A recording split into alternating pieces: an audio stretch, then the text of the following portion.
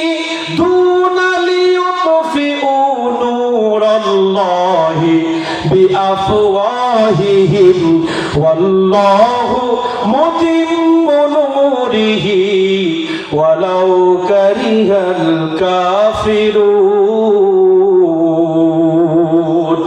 আল্লাহ রাব্বুল আলামিন বললেন, আমার নূরকে নিভিয়ে দেওয়া মানে তোমরা বুঝবা আমার নবী যে কিতাব নিয়ে পৃথিবীর জমিনে আসছে ওই কিতাবের বিরুদ্ধে বক্তব্য দেওয়া আল্লাহর নূরকে নিভানোর শামিল। কেউ যদি নামাজের বিপক্ষে দাঁড়ায় আল্লাহর নূরকে নিভাইতে চায়, কেউ যদি পর্দার বিধানের বিপক্ষে কথা বলে বুঝবে আল্লাহর নূরকে সে নিভাই দিতে চায়। আল্লাহর নূর কি? আল্লাহর নূর হচ্ছে কোরআন মাজিদ, আল্লাহর নূর হচ্ছে মুহাম্মদুর রাসূলুল্লাহ, যার কাছে গেলে জান্নাত পাওয়া যায়, যার কাছে গেলে সুদ বিরোধী আন্দোলন শিক্ষা দেয়, যার কাছে গেলে আর ঘুষ খাওয়া যায় না, যার কাছে গেলে পিতামাতাকে কষ্ট দেওয়া যায় না, যার কাছে গেলে মিথ্যা বলা যায় না, সুদ খাওয়া যায় না, জিনা করা যায় না, বেপরদায় চলা যায় না, অন্যের হাত ফাঁকি দেওয়া যায় না, বিচার বিভাগে অন্যায় করা যায় না, কোনো অন্যায় কাজ যিনি করতে দেয় না তিনি হচ্ছে মুহাম্মদুর রাসূলুল্লাহ। উনি নূর, কোরআন মাজিদ নূর। এই কোরআন মাজিদ যে কথাগুলো বলে এর বিপক্ষে চলা হচ্ছে আল্লাহর নূরকে নিভায় দেওয়া। রাসূলের বিপক্ষে কথা বলা মানে নূরের বিপক্ষে। আল্লাহ রাব্বুল আলামিন বললেন, ইউরিদুনা লিইউতফিউ নূরাল্লাহি বিআফওয়াহিহিম ওয়াল্লাহু মুতিম্মু নূরিহি ওয়ালাউ কারিহাল কাফিরুন। আল্লাহু আকবার। আজকে নূর জ্বালানোর জন্য মাহফিল।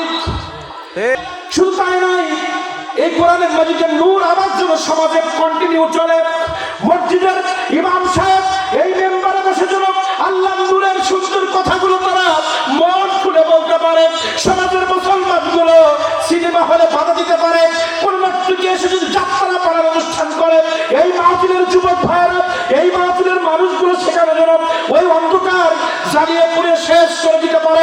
একটা এলাকায় গানের কনসার্ট করা মানে ওই এলাকার মানুষের অন্ধকার নামায় দেওয়া, আল্লাহর পক্ষ থেকে গজব আনার ব্যবস্থা করা, আর মাহফিল দেওয়া মানে গজব উঠানোর ব্যবস্থা করা। এই মাহফিল দেওয়া মানে কত বড় ভালো কাজ যুবক ভাইয়ের এলাকার মানুষ করেছে আপনারা জানেন না। আজকে আল্লাহর নূরকে সমাজে ছড়িয়ে দেওয়ার জন্য আপনারা ঐক্যবদ্ধ হয়ে শুধু টাকা পয়সা না, শ্রমও দিচ্ছেন, মেধাও দিলেন, চোখের দৃষ্টিটা এদিকে তাকিয়ে আছেন, কর্ণটা মাইকের দিকে, চক্ষুটা মাইকের দিকে, কলবটা আল্লাহকে দিয়ে দিলেন। এই একটা রাত আপনি বসে আছেন মানে আপনি আল্লাহর নূর প্রচারে সহযোগিতা করেছেন। যিনি মাহফিলের ইন্তজাম দিবেন, যিনি বক্তব্য রাখবেন, যিনি শুনবেন, কোন বক্তা যদি ইসলামের নূর ছড়ানোর কারণে আল্লাহ যদি কাউকে জান্নাত দেয় শ্রোতাকেও দিবেন। কারণ ইসলামের বিধান হচ্ছে একটা কাজের জন্য 4 শ্রেণীর ব্যক্তি জড়িত। কেউ যদি মদ বিক্রি করে, মদের বিধান হচ্ছে যে পাত্রে আপনি ব্যবহার করে যিনি খাইলেন তিনি অপরাধী, যিনি বিক্রি করলেন তিনি অপরাধী, যিনি বিক্রি করলেন তিনি অপরাধী, যিনি খাইলেন তিনি অপরাধী, যিনি বহন করলেন তিনি অপরাধী, আর যিনি টাকা লেনদেন করলেন তিনি অপরাধী। তাহলে 4 ভাবে যদি অন্যায় কালেকশন হয় তাহলে ন্যায় ভাবেও 4টা ধাপ আছে। যিনি মাহফিলের ইন্তজাম করলেন তিনিও জান্নাতি, যিনি বক্তব্য দিলেন আল্লাহর দিকে খেয়াল করে আল্লাহ কবুল করলেন তিনিও জান্নাতি। স্টেজে যারা বলে বসে আছেন, আজকে সাউন্ড সিস্টেম কালেকশন প্যান্ডেল যারা করলেন তারাও যেমন সওয়াবের ভাগী দিও। এখানে যারা বসে সময় দিচ্ছেন, যারা বক্তব্য দিচ্ছেন তারাও সমান ভাগীদার। আমার মা বোনরা যারা পর্দার আড়ালে বসে আছেন, এখানে মুরব্বী একরাম যারা বসে আছেন, আমরা এখন সবাই একটা দেহের মতো। এখানে আমরা যদি আল্লাহ কবুল করে আপনাদেরকেও আল্লাহ বাদ দিবে না। কথা বলেন? আল্লাহ নূরকে নিভাই দিতে চায় মানে নামাজের বিপক্ষে বক্তব্য, আল্লাহ রসুলের শানে বাজে বক্তব্য, আল্লাহ রসুলের সম্মান নিয়ে বাজে বক্তব্য, পর্দার বিপক্ষে বাজে বক্তব্য। সমাজের মধ্যে আল্লাহ বলেছেন মদকে আমি হারাম করেছি, কেউ যদি মদের লাইসেন্স দেয় আপনি বুঝবেন আল্লাহর নূরকে সে নিভাই দিতে চায়। ঠিক, আল্লাহর জবানের কথা মদ চলবে না, কিন্তু মুসলমান বলছে মদের লাইসেন্স যত বড় দাও। আল্লাহর নূরকে বন্ধ করতে চাচ্ছেন। আল্লাহ তাআলা বললেন মানুষ আদম আলাইহিস সালাম থেকে আসছে, আপনি বলছেন বানর থেকে আপনি আল্লাহর নূরকে নিভাই দিতে চান, মানুষকে বুঝাইতে চান এই মানুষগুলো আদম সন্তান না, এরা বানর থেকে আসছে।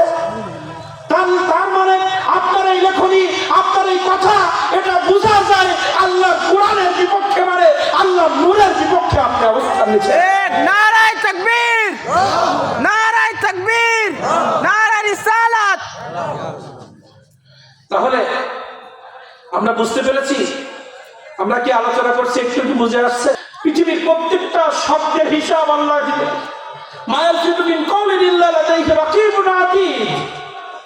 প্রত্যেকটা শব্দের হিসাব আল্লাহর কাছে দিতে হবে। এজন্য জবান চালাইতে হবে। জীবনে যাই কিছু করব, আমার জবান, আমার চক্ষু, আমার কর্ণ যেন আল্লাহর কোরআনের বিপক্ষে না যায়, আমার আল্লাহর জবানের বিপক্ষে না যায়। আজকে দেখেন যে ফিলিস্তিনকে, যে গাজাকে আমেরিকার পরামর্শে ইসরায়েল 1 বছর ধরে হামলা করেছে, আমরা বাংলার জমিন থেকে কিছুই করতে পারি নাই। 1 বছরে তারা 500,000 কোটি টাকা বিনিয়োগ করেছে গাজা এবং ফিলিস্তিনকে ধ্বংস করার জন্য, অস্ত্র টাকা দিয়ে। যে আমেরিকা সহযোগিতা করেছে, আজকে হিসাব বলছে এখন বর্তমান 250,000 কোটি টাকা একদিনে আল্লাহ ধ্বংস করে দিয়েছে, একদিনে। তারা টাকা দিয়ে নাই, সেখান থেকে প্লেনে আসতে হয়েছে, বোম ফিট করা লাগছে, নিরিখ করে মারা লাগছে, ঠিক কিনা? তারপরে একটা বিল্ডিং ধ্বংস করেছে আল্লাহ চোখের পলকে। লক্ষ লক্ষ বিল্ডিং শেষ করে দিয়েছে। হাজার হাজার million million dollar, crore crore dollar টাকা আল্লাহ শেষ করে দিয়েছে। মাথায় হাত উঠেছে ওই আমেরিকার নাম তো জানি না, শুনেছি ইন্টারনেট থেকে। একজন নায়ক নাকি বলছিল আমেরিকার প্রেসিডেন্টকে, আপনি ইসরায়েলকে সহযোগিতা করেন, ফিলিস্তিনকে ধ্বংস করে দেন। তারা টাকা পয়সা খরচ করে ধ্বংসের চেষ্টা করেছে। আল্লাহ রাব্বুল আলামিন এবং জবান দিয়ে তাদেরকে আগুন জ্বালিয়ে দিয়েছে। আজকে ওই নায়ক তার পরিবার নিয়ে রাস্তায় নেমেছে, ভিক্ষা ত্রাণের জন্য রাস্তায় নেমেছে। আল্লাহর কোরআনের বিপক্ষে অবস্থান নিলে দুনিয়ায় বেজ্জতি, পরকালে বঞ্চিত হতে হবে। দুনিয়ায় লাঞ্ছিত হতে হবে, পরকালে বঞ্চিত হতে হবে। আর 3 বেলা পান্তা ভাত খান, আলু ভর্তা দিয়ে ভাত খান। ইসলামের বিপক্ষে গিয়ে অর্থ নিয়ে ব্যাংক ব্যালেন্স করার দরকার নাই। ইসলামের বিপক্ষে মানে সুদের বিধান, ইসলামের বিপক্ষে ঘুষের বিধান, ইসলামের বিপক্ষে অন্যায় করে জমি ফাঁকি দেওয়া, দখল করা, বাজার দখল, রাস্তা দখল, ঘের দখল, এই করে এগুলো করা মানে কোরআনের বিপক্ষে। কোরআনের বিপক্ষে অবস্থান নিয়ে আপনি মসজিদ বানান, মাদ্রাসা বানান, বাড়ি বানান, আপনি সন্তান দ্বারা লাঞ্ছিত হবেন, স্ত্রী দ্বারা লাঞ্ছিত হবেন। আপনি রাজনীতি করবেন আল্লাহর কোরআনের বিপক্ষে, এই দেশের মানুষই আপনাকে লাথি মারবে। আপনি আমি রাজনীতি করব ফরজ, কিন্তু এমন কোন রাজনীতি আমরা করব না যে রাজনীতির মধ্যে আমার নবীজি নাই। এমন কোন রাজনীতি আমরা করব না যে রাজনীতির মধ্যে সাহাবীদের আদর্শ নাই। এমন কোন রাজনীতি করা যাবে না যে রাজনীতির মধ্যে আউলিয়া কিরামের সম্মান নাই, আল্লাহর কোরআন নাই, ইসলাম নাই।